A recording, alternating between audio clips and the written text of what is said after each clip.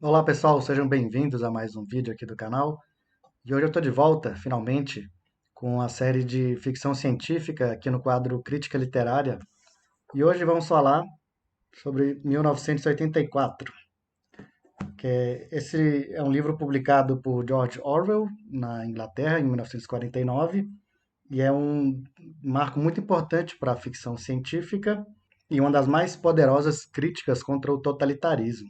Eu pensei em começar o vídeo aqui fazendo uma recomendação, né, recomendando vocês lerem o livro, mas isso todo mundo já fez. Se você for ver qualquer pessoa que fala sobre livros aqui no YouTube, vai ter falado bem desse livro em algum momento, e geralmente as pessoas têm como livro preferido o 1984 ou então Revolução dos Bichos, né, do George Orwell.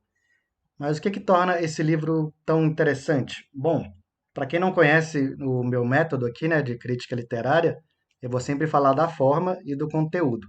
No caso do conteúdo, eu não vou me aprofundar muito para não dar spoiler, né? E esse é um livro que tem uma grande possibilidade de atrapalhar a sua leitura se eu revelar determinadas informações, e sempre tentando aliar a forma com o conteúdo, né? E para a gente falar de 1984, é importante primeiro falar da divisão do livro. Ele é dividido em três partes, né? E cada parte vai contar meio que uma história diferente, né? Ela vai ter uma temática, uma complicação, um objetivo assim bem diferente uma da outra. Nos vídeos anteriores eu falei sobre como determinada parte do livro vai ter uma mudança de tom, de estilo. Aqui no caso não tem uma mudança significativa de estilo, tem uma mudança mais do tema mesmo, né?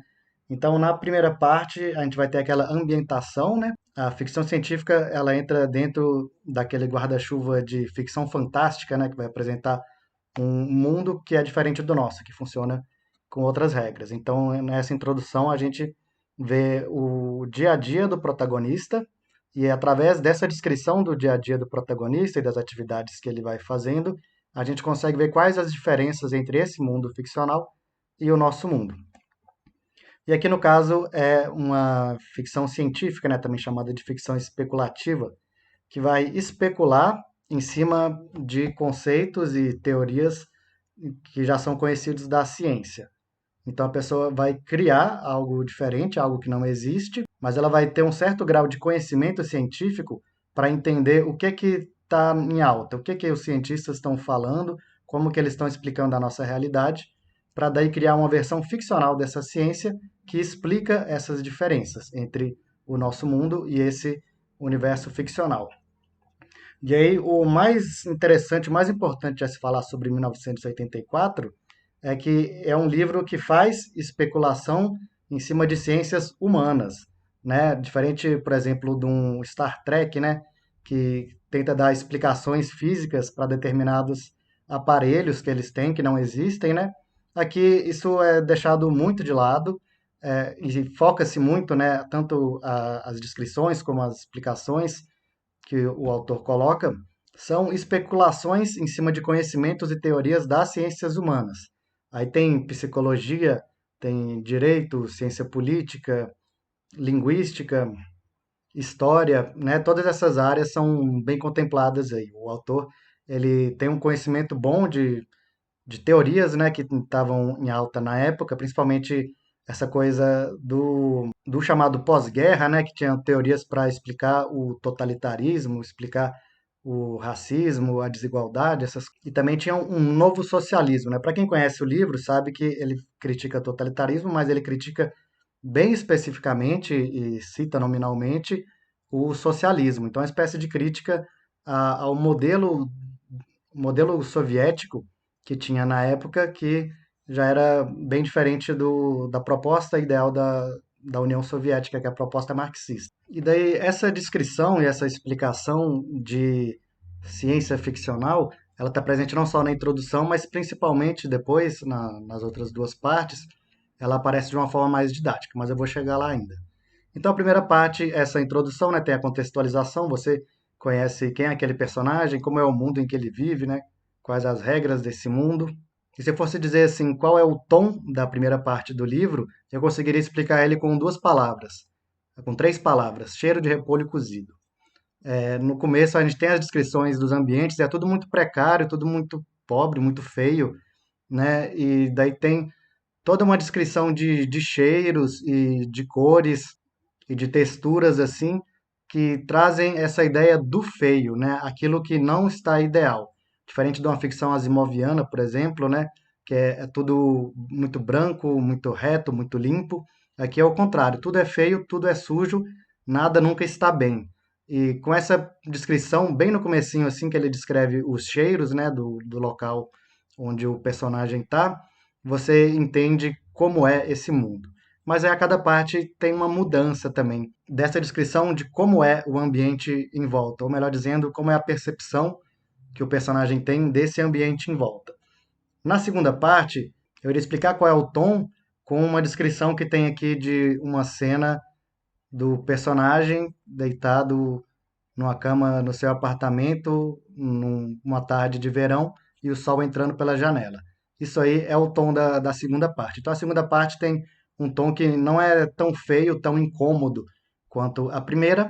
Inclusive a descrição de comidas, por exemplo, que estão disponíveis ali é diferente, né? São coisas de melhor qualidade. E essa segunda parte vai quase que contar uma outra história, né? Uma história mais romântica, assim, né? Muito diferente do que era a primeira parte, do onde a gente esperava que ela fosse chegar, né?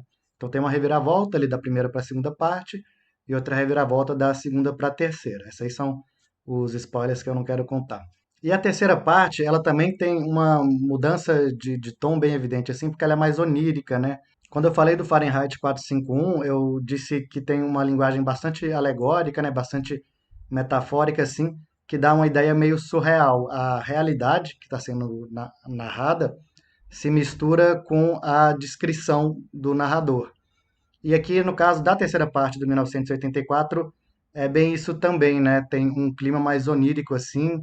O personagem tem sonhos, né? Tem uma descrição de alguns sonhos. Eles começam a se misturar com a realidade. Tudo acontece de uma maneira meio alegórica, meio como se ele tivesse num teatro, né? Tivesse virado a vida dele tivesse virado um teatro de alegorias. Não é tão surreal igual é o 1984, mas ele tem esses jogos de palavras para fazer você se perder um pouco da realidade. Esse livro é impossível falar de 1984 sem comparar com um monte de outras coisas, por exemplo, o Conto da Aia, o Fahrenheit 451, a Revolução dos Bichos, e também o filme Brasil. Não sei se vocês conhecem esse filme, é um filme em inglês também.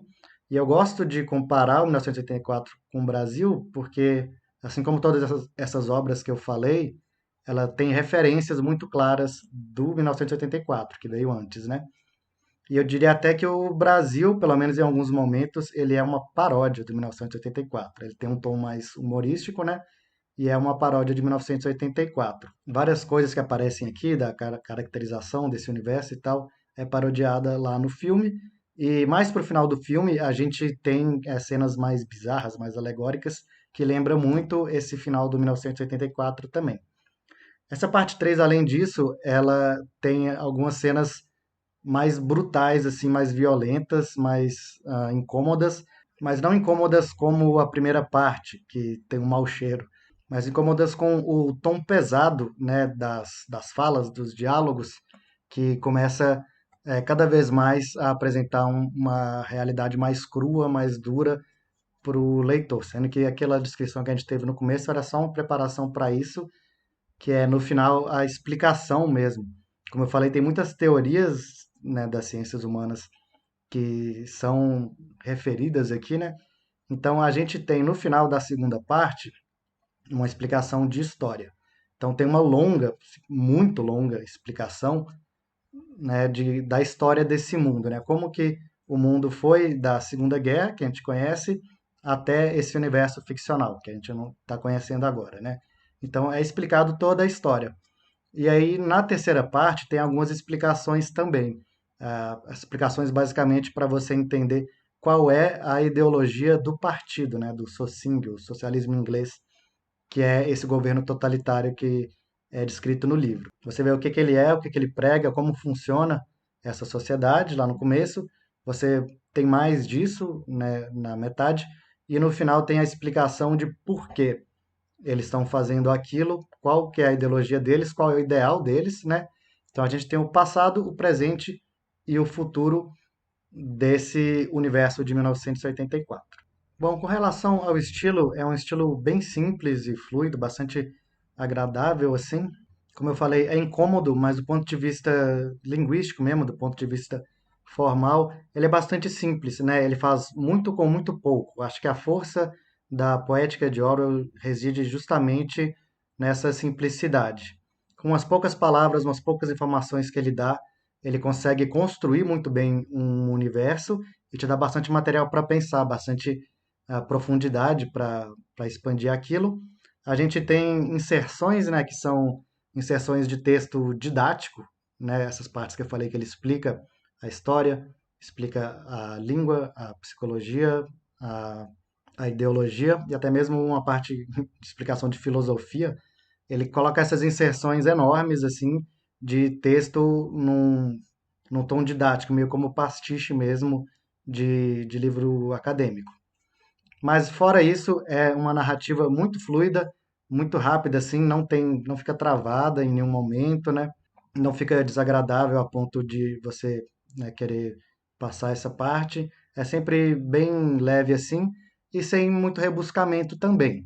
Eu diria que o autor vai te dar de informação só aquilo que é necessário para você continuar a história. Daí eu poderia comparar, por exemplo, com um Gibson ou um Asimov, que também fazem isso, só que aí nesse caso eu acho que já é seco demais, eles dão só o mínimo mesmo, né? Aqui ele faz isso de uma maneira agradável com uma linguagem bastante poética. Bom, e é por essas e outras que eu recomendo fortemente esse livro, 1984. Eu tenho essa edição aqui, da editora Príncipes, que eu achei bem bonita a edição. Ela tem esse papel, meio papel jornal assim, bem fininho, que é bastante agradável ao toque, ao cheiro. Acho bem bonito. Só que é tão fininho que até deu uma borrada na tinta em alguns momentos, né? Se você ficar segurando o livro assim, se você começar a suar, pode ser que fique com borrões aqui irreversíveis. Mas existem muitas edições desse livro, né? Principalmente depois que entrou em domínio público no ano passado. Você vai encontrar aí no YouTube muitas comparações de edições diferentes do 1984, que eu sempre trago uma edição e falo se gostei dela ou não. Com relação à tradução, tem alguns deslizes. Eu geralmente não me importo com essa coisa de má tradução, né? Não acho muito, vai fazer muita diferença uma tradução da outra. Mas esse livro aqui ele tem um apêndice, né, ao final, que é uma explicação sobre a língua, nova língua, né, ou novo idioma, que é a língua oficial do Sossing, né, do estado de 1984. Como eu falei, tem essas explicações, né? Tem uma explicação da história toda, exaustiva, tem uma explicação da ideologia do Sossing, e no final tem essa explicação sobre a língua. Para mim, que sou linguista, é bem interessante. Eu acho mais interessante do que esse apêndice é uma explicação que tem no comecinho lá, na primeira parte. Na primeira parte tem um linguista que vem e explica para o protagonista qual que é o trabalho dele, né? Como que ele faz o que ele faz e por que ele faz isso. Acho até mais interessante do que essa parte mais didática, de gramática mesmo no final. E daí o que acontece? Como tem esse apêndice que fala sobre língua especificamente, sobre língua inglesa especificamente, né? A tradução é um problema, né? Não é legal ter uma tradução meia boca. Mas fora isso, muito boa edição, eu recomendo. E daí, o que vocês acharam? O que vocês recomendam? Já leram 1984? Eu ainda pretendo trazer aqui na semana que vem a Revolução dos Bichos. Imagino que deve ser um resumo do 1984. Deixem sugestões de quais livros vocês querem ver aqui. Se você gostou do vídeo, curta, comente, deixa aqui, né, a sua opinião, seu comentário. E não esqueça de se inscrever no canal. A gente ainda está com a promoção de 1.000 inscritos, né? A gente vai fazer sorteios quando chegar a 1.000 inscritos e a gente vai se falando por aqui. Muito obrigado pela atenção de vocês. Eu sou o Pacífico e até a próxima.